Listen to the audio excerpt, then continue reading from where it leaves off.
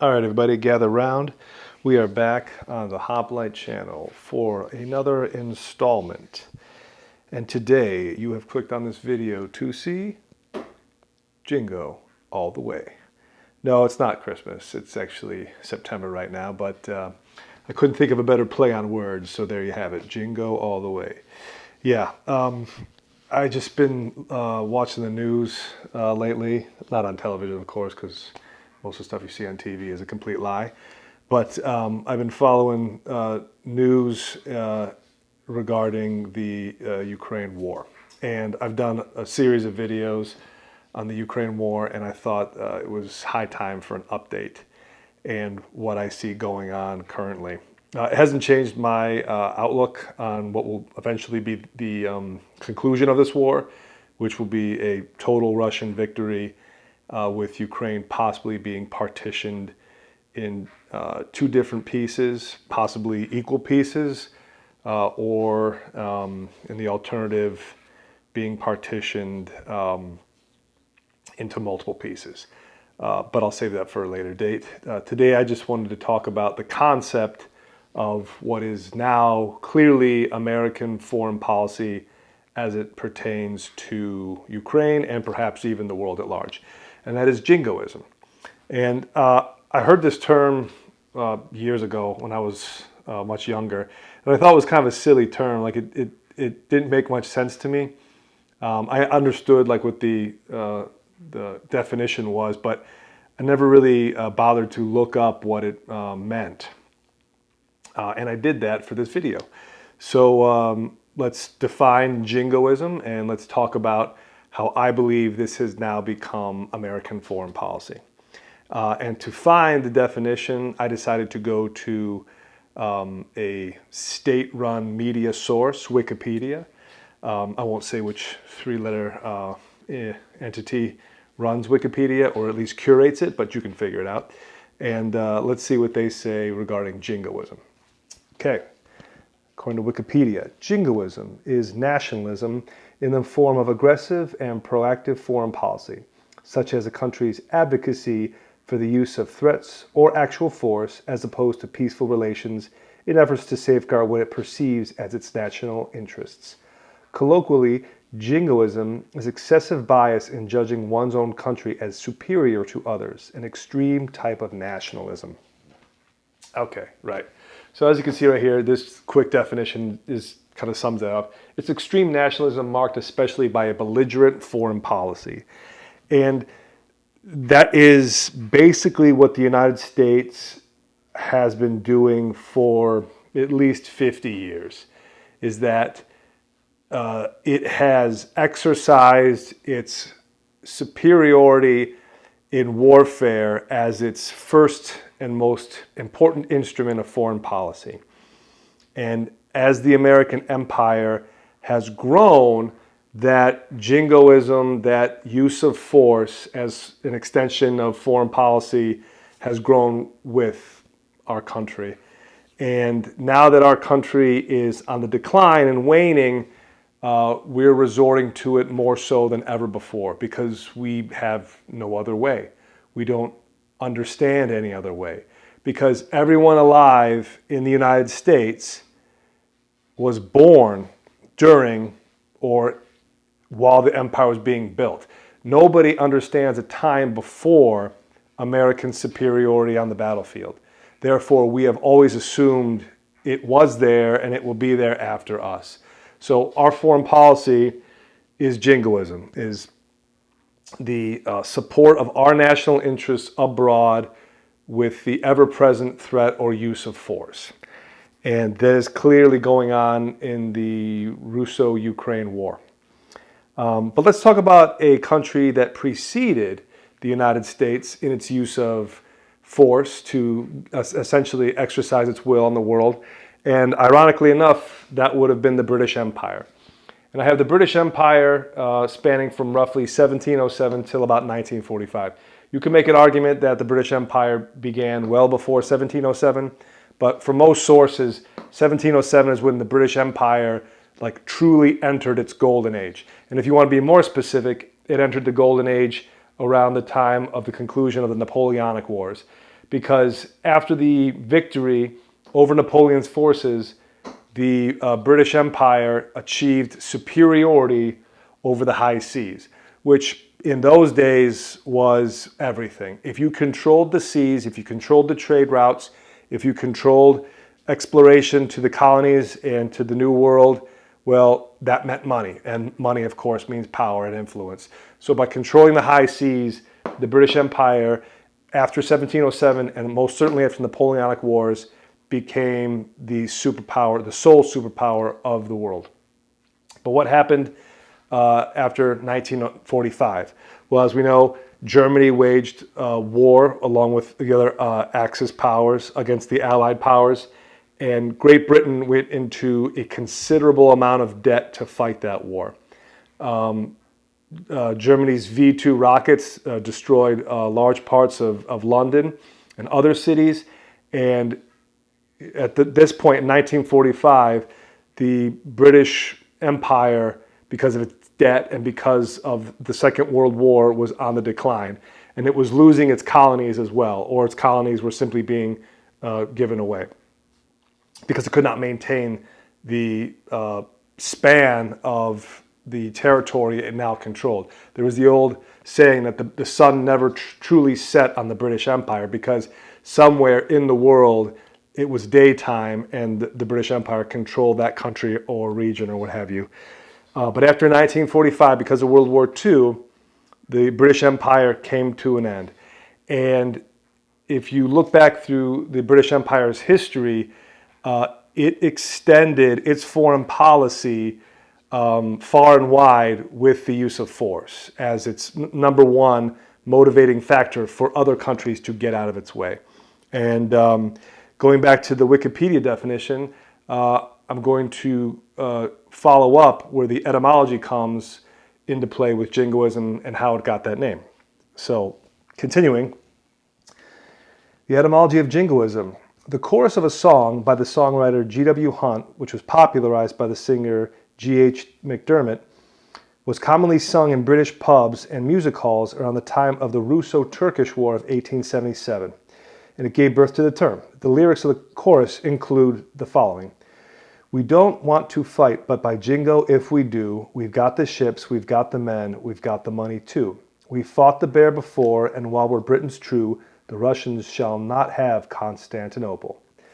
The capture of Constantinople was a long-standing Russian strategic aim, since it would have given the Russian Navy based in the Black Sea unfettered access to the Mediterranean Sea through the Bosphorus and the Dardanelles. Conversely, the British were determined to block the Russians in order to protect their own access to India. At the time when the above song was composed and sung, the Russians were nearing their goal through the Treaty of San Stefano. Eventually, the British were able to push the Russians back by means of diplomatic pressure and the threat of war. And so you might ask, well, where does this term jingo come from? Well, I guess it breaks down to the British were singing this pub song and didn't want to invoke the name of Jesus Christ, so they came up with the slang term jingo instead of Jesus. So instead of saying, we don't want to fight, but by Jesus, if we do, we've got the ships, we've got the men, we've got the money too, they said by Jingo. It became part of the, chorus of that song, and they didn't use the name of Jesus. So by Jesus, by Jingo, whatever, you get the term Jingo, Jingoism. And it was the, British and its Navy and its soldiers flexing their muscles a bit, saying, listen, we don't want to go to a fight and wage war against the Russians, but, we've got the money, we've got the men, and if we need to, we'll keep them from getting Constantinople. Because India is our colony, and using the port of Constantinople is vital to our national interests. So we'll go to war if we have to keep it and to keep the Russians from getting it. Funny enough, in 2023, we see the British Empire, or what remains of it, the UK, locked in a war with Russia along with the other NATO allies. The more things change, the more they stay the same. But what happened after 1945? Well, a new player came to the chessboard, and that would have been the United States. And you could say the United States, following the conclusion of our Civil War, began its empire building between 1865 and 1965. And 1965 to 2023 is when we began our decline. And just like the Brits, after World War II, 1945 until the official end, 1997, that was their period of decline. 1965 is more or less the beginning of the U.S. involvement in Vietnam, in which we committed troops on the ground. And this began our policy of Jingoism, where we were going to contain communism, again, coming from the immortal enemy Russia and China, but most importantly, Russia. And how did the United States get to this point where they could use their military to exert foreign policy?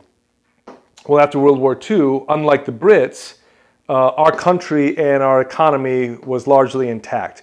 We lost, scores and scores of men, but civilians at home were largely untouched by World War II, save for Pearl Harbor in Hawaii. And we emerged the sole nuclear power as well after the Nagasaki and Hiroshima nuclear bombs. So yeah, we had one hell of a new weapon that nobody else had. Our country and our economy was humming and largely intact, and we emerged one of the victors of World War II. Therefore, we replaced the British Empire as the new empire. But then again, what happened? We flash forward 1965. We're not satisfied using diplomatic means to get our way. We start to flex our muscles just like the British Empire did. And we decide to engage in our first attempt at what I consider just pure jingoism, and that's the Vietnam War. And I had to look this up, but if you go back and look at the billions of dollars spent on the Vietnam War, in today's money, we can also figure inflation into this, $1 trillion was spent by the United States to wage the Vietnam War. Thousands of American lives were lost. I think we lost over 55,000 U.S. troops. Millions of Vietnamese were killed, both North and South, and there was zero net gain. Vietnam eventually fell to the North Vietnamese, and it became a communist country, and I believe it's still under Northern Vietnamese communist rule. So that was a complete waste of time, complete waste of money, complete waste of life on account of our extreme nationalism and our belligerent foreign policy. Fast forward to my generation, the war on terror lasted roughly 20 years between 2001 and last year, 2022. And the United States, in today's dollars, spent $2.3 trillion to fight that war. Thousands of American lives were lost, again. Countless more Afghan and Iraqi lives were lost. And as we saw in September of 21, there was no net gain.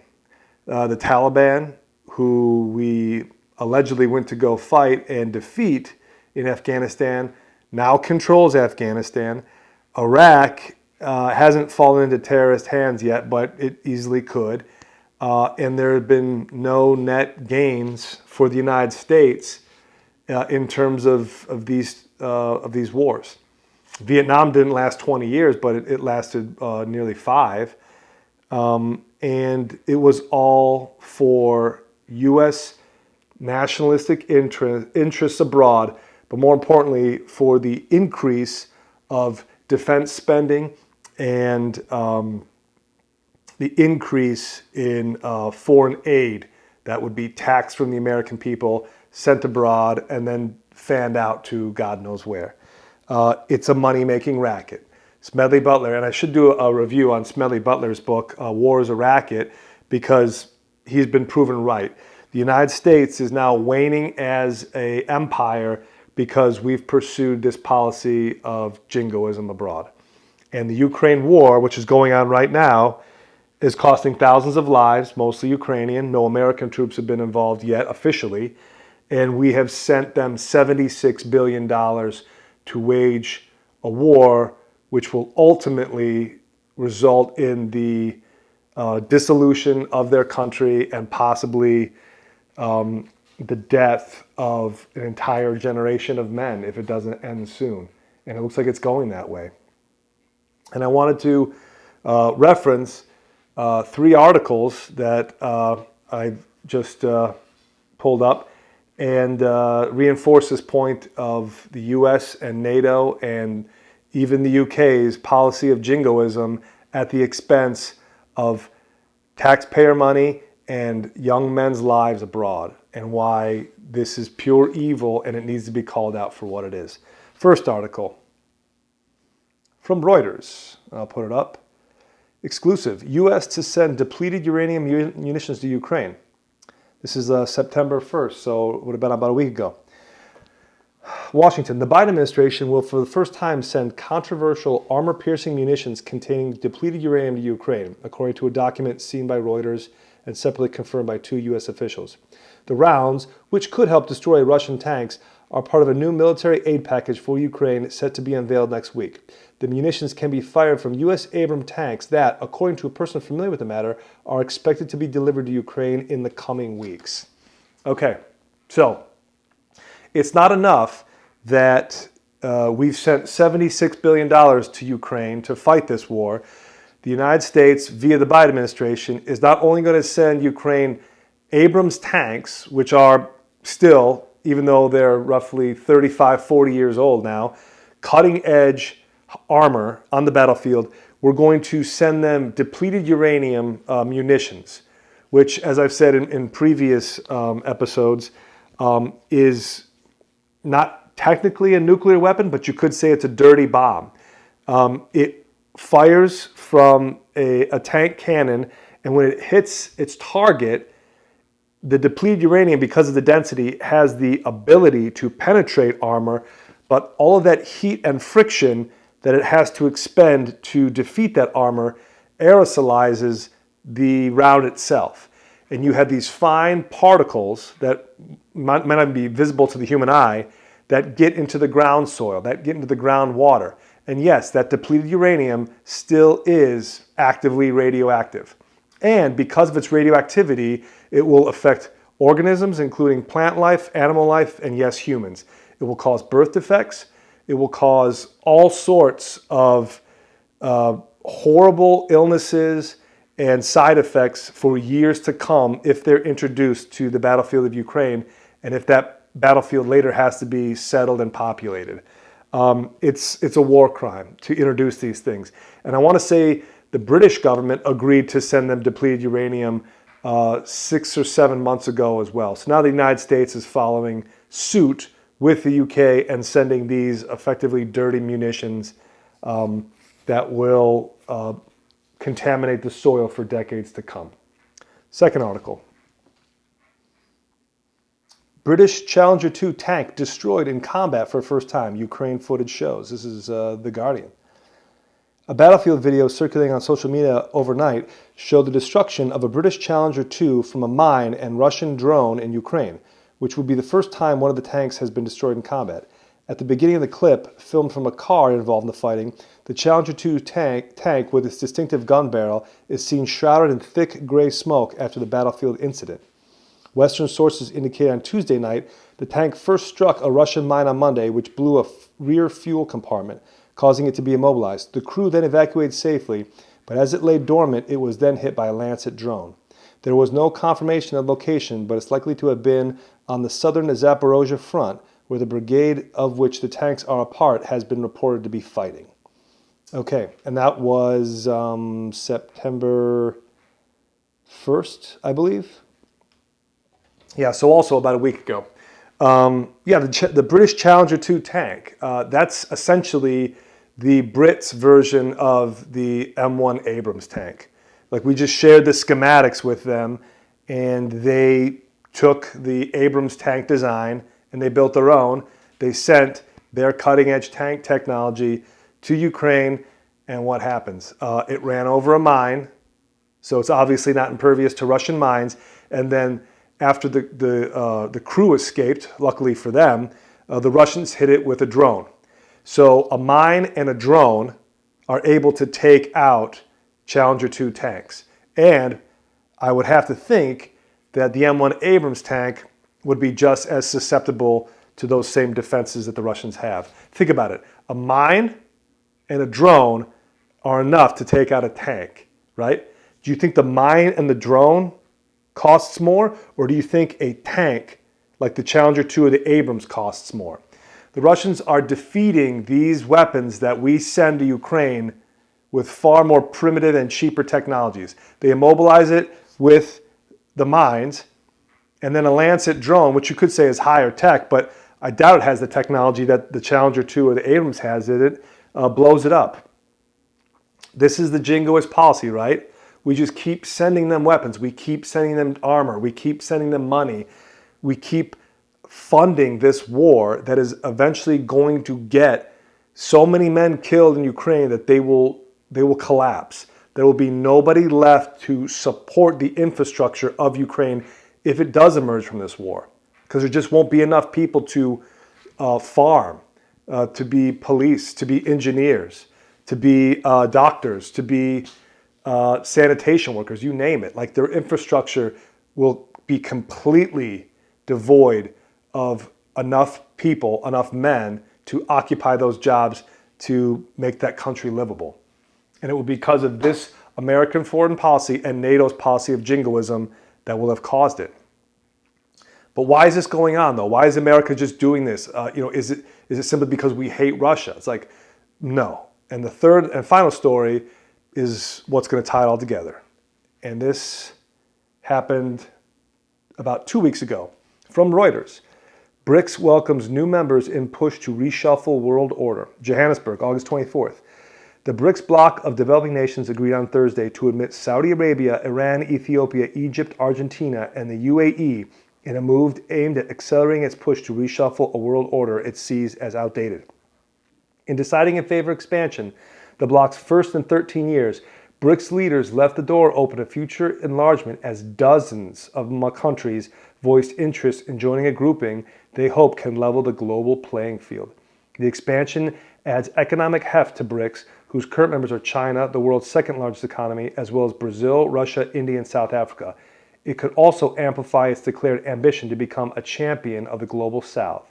But long-standing tensions could linger between members who want to forge the grouping into a counterweight to the West, notably China, Russia, and now Iran, and those that continue to nurture close ties to the US and Europe. Right. That's the bigger issue, right?